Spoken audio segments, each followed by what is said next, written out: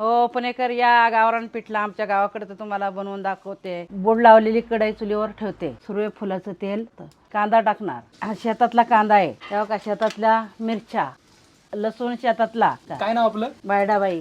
कढीपत्ता शेतातला. आता हळद टाकणार. घरची हळद. ही हळकुंड आम्ही घरी बनवतो. याची हळद घरीच बनवतो. आता पाणी वाटणार. हे असं कोरडं पीठ टाकायचं, हटायचं. केव्हा का पिठलं तयार झाले. आता बाजरीची भाकरी गरम गरम खायला देते. दम आता तुला थाळी लावते.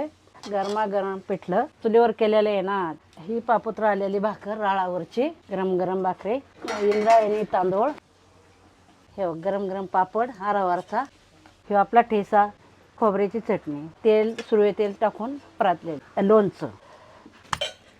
हे का गावरान पिठलं भाकरी आमची तयार आहे. ही घ्या. अरे वा वा वा मंडळी. लाजवाब.